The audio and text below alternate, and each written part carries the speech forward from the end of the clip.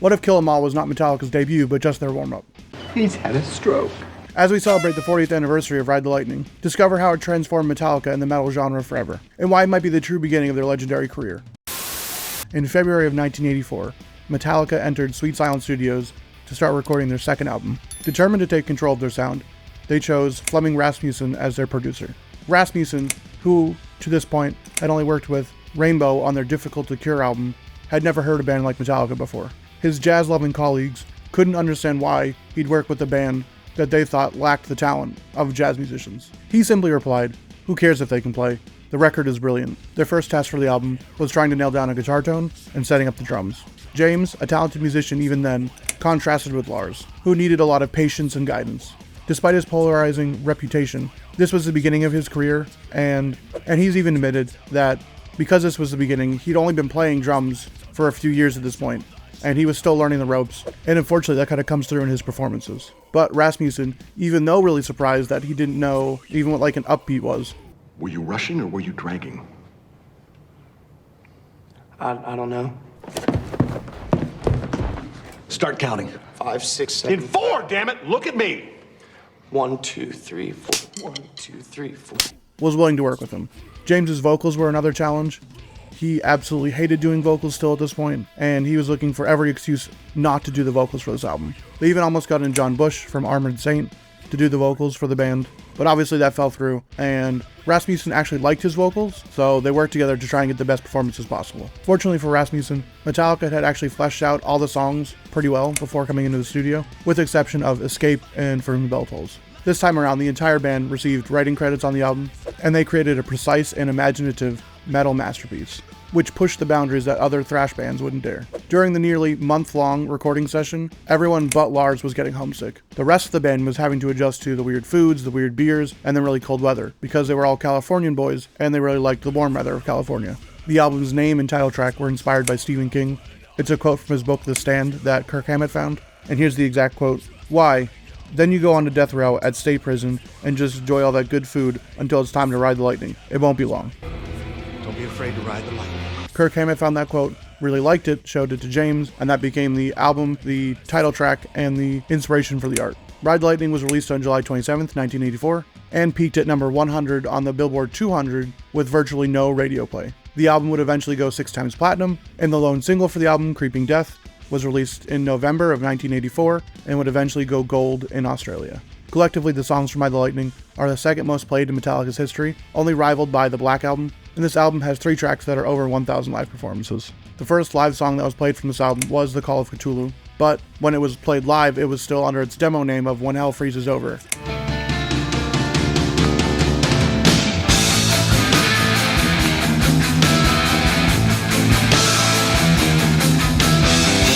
And it was actually played in 1983, on August 28th, 1983, in Las Cruces, New Mexico. Then at Halloween again in 1983, they debuted 3 more songs from this album, Creeping Death, Ride the Lightning, and Fight Fire with Fire, and they were all played in Palo Alto, California at the Keystone. After the album's release, Metallica was unhappy with how little Megaforce could promote their new album. Although Megaforce was growing with the band, and they had tried their best, Metallica felt they had outgrown them, and signed with Elektra in September of 1984, so barely a month after the album had released. So now let's talk about some of the recording and the guitar parts. Unlike the band's future recordings with Flemming Rasmussen, he didn't really take detailed notes on this one. So what I found from the internet is that James recorded 3 guitar tracks for each song, one panned left, one panned right at 85%, and then one right down the center at negative 6 dB, he called the thickener. And this gave them a really big guitar sound without having to get too crazy with it. I know in later albums he'd do 4, 6, 8 tracks to get a really big guitar sound, but this was still early on in his career, so this is what he was doing. I believe that's what they did. I don't know how true it is because I can't find exact sources, but that's what people seem to believe. Since this recording came a few weeks after James had lost his prized modded Marshall, Flemming Rasmussen had to scour all of Denmark to try and find him a suitable amp that he liked. So he hit up all the music stores that he could find and brought in as many Marshalls that he could for James to use and try out. And it's not exactly known which Marshall they settled with, but it was probably a Plexi or a JCM 800, knowing his preferences. Then for this album, this would be the last one that he used his Elektra Flying V. It was a cheap knockoff of a Gibson Flying V. He didn't know it at the time, he just saw a really cool Gibson-style guitar, and that was the one he wanted. And that guitar has since been blown up in price because everyone wants an electrifying V because of James Hetfield, even though it was just a cheap knockoff from Japan. And then Kirk used his actual 1970 Gibson Flying V that I believe he saved up his money for and bought. Each member of Metallica earned writing credits on this one, making it a real collaborative effort. It was also Kirk's first opportunity to write his own solos, further shaping the Metallica sound that we know today. James, further evolving as a songwriter, collaborated with Cliff Burton to create some really dynamic compositions, ranging from a thunderous intro to a really slow but heavy track, a ballad, an instrumental piece, and some really thrashy pieces. And this writing style laid the groundwork for what they would do for a lot of their albums in their career, which is why I think that this is their real debut, because this is the first time we really see their signature style as musicians and songwriters. And we can see why this album was so monumental for them and not a sophomore slump like a lot of bands seem to go through. As I've already said, Ride the Lightning marked Kirk's debut as a songwriter and solo writer, and I think his distinctive sound being added into the band is really crucial to the band's sound. His solos are always really bluesy and shreddy, and I really like that. I really like that mix between the styles. Unlike Dave, who is going for the best, the fastest, and the most precise, Kirk's approach has always seemed to be serving the music first. He'll write an easy solo if he needs to, and he'll write something fast when it's needed too. He wants to craft solos that work with the music and that you can sing along with. And this further added to Metallica's sound. Throughout the album, there's a prevalent motif that the band was going for. Apparently James was really obsessed with death, so all 8 tracks on this album all deal with death. So now I want to play some of my favorite riffs from this album and talk about some neat facts about those songs. And then, like always, I'm going to be using my Harley Benton EX84 with the EMG 8160 combo that's based on the ESPs that James would later have. Obviously didn't use on this album because he didn't have them yet, but that's a guitar I wanted to use. So track 1, Fight Fire with Fire, had actually been around since the Kill 'Em All days. Kirk remembers hearing bits and pieces of the song in the Kill 'Em All riff tapes, and Cliff, who loved to play acoustic guitar, actually wrote the intro piece and would play it all the time backstage.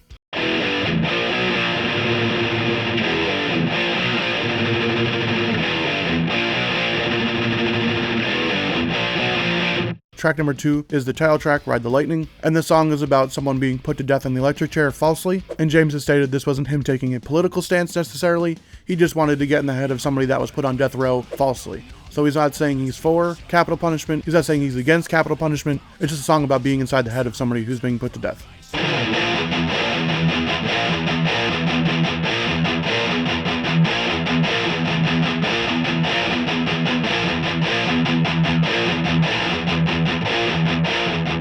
So next we have From the Bell Tolls, and as I talked about it in a previous video, they actually did not use an actual bell for the beginning of the song. It was an anvil that they had at the studio with the metal hammer, which is apparently really heavy, and they just had to leave it downstairs, and Lars struck it a bunch of times, and it sounded really good.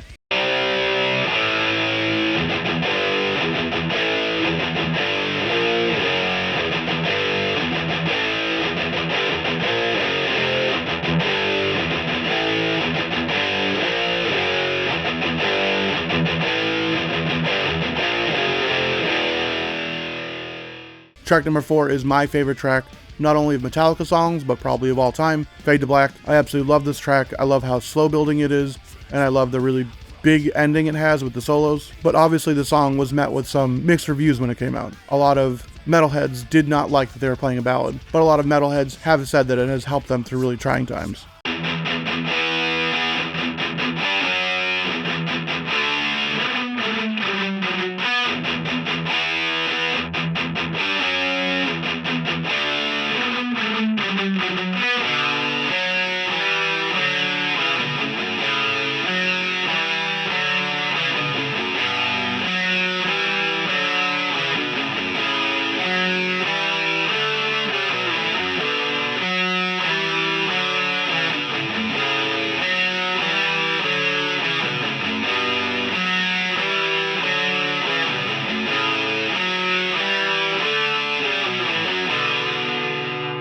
Then we have track number 5, Trapped Under Ice, which Kirk did help write pieces for. And what's really funny is that this track contains riffs that he had from his previous band, Exodus. Back when he was in Exodus, he co-wrote Impaler, which they didn't use until 2004 on Tempo of the Damned.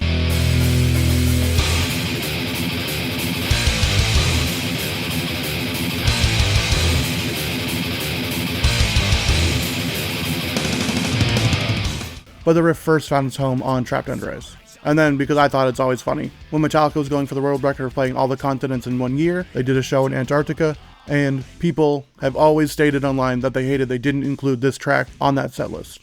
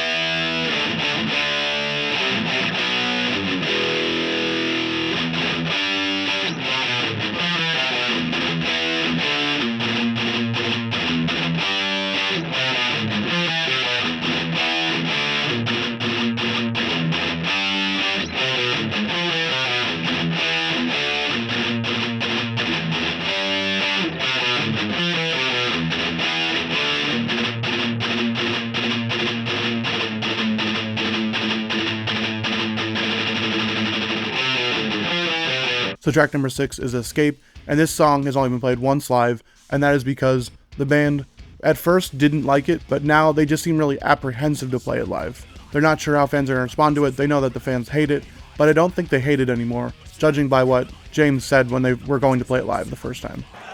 So, Ride the Lightning, if you can't tell, we flipped it the other way as well. So do you know what song is next? God, don't say it. Don't say it out loud, please. This is groundbreaking right here. This is historical for those of you who might know what's coming up next, all right? The song that we never wanted to play live ever is now on the set list, all right? We're not afraid. We just hope it is good. And I believe they played it live for the first time in 2012.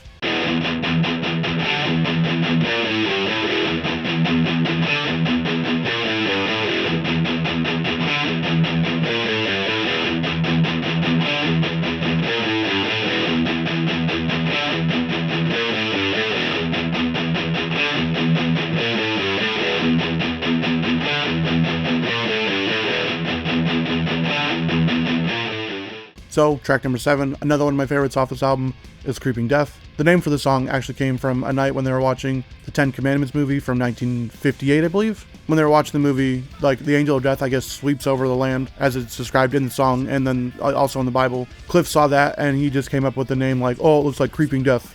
And I guess James thought that was really cool, and kept it, and that was the name of the song. And then also, this is the second time that Kirk used old riffs from Exodus. As everyone knows, when it was used in Exodus, it was in Dying by His Hand,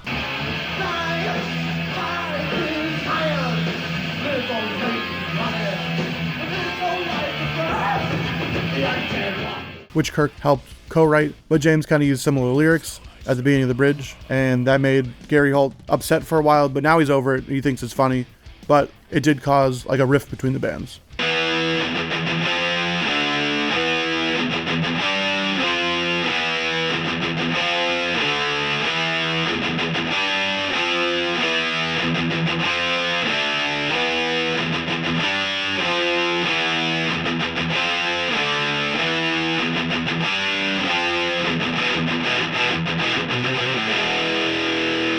Then lastly, we have track number 8, The Call of Cthulhu, which everyone knows is spelled wrong, and the band hates that they spelled it wrong, but is what it is. And what's funny is that Kirk was not the only one to dip into his former band's riffs for his new band. Dave actually wrote some of the riffs on this song, and I didn't know this until I was researching it, but he did use it in a song called When.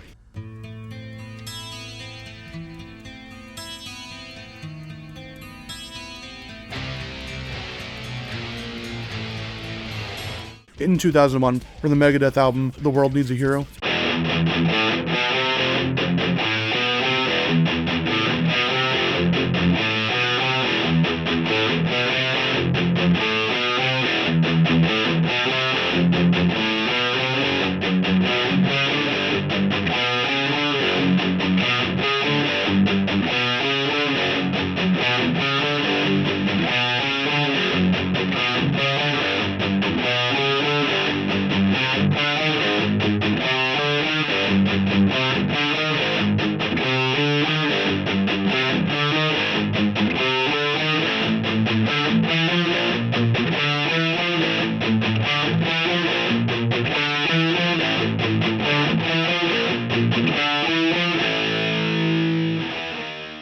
So now I just want to give some of my final thoughts on the album. In my opinion, Ride the Lightning marks Metallica's true debut as a band. While Kill 'Em All holds a special place for many, I don't think it's really held up very well. Ride the Lightning, however, solidified the Metallica sound and the album structure that we've come to know. Each year my appreciation for this album continues to grow. Fade to Black remains my ultimate favorite, and Creeping Death and Ride the Lightning make my top 25 Metallica songs. For Whom the Bell Tolls is a fan favorite, even though it might not resonate with me. Meanwhile, Fight Fire with Fire, Trapped Under Ice, and The Call of Cthulhu are standout tracks.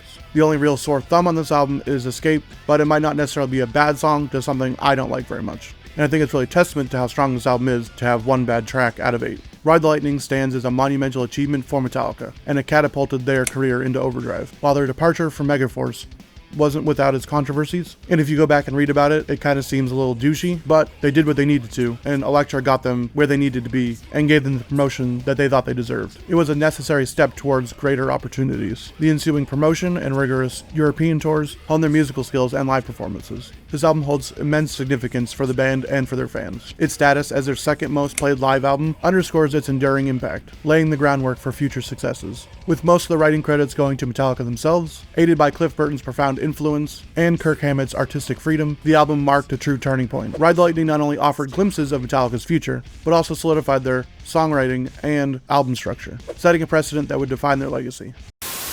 So if you enjoyed this video, I want you to check this video out right here. I took a stab at trying to recreate the guitar tone for Ride the Lightning. So if you enjoyed this video, I think you might enjoy that one. If you made it this far, thank you for watching. Thank you for all your support. If you like what you saw, consider subscribing, and I'll see you in the next video. Peace.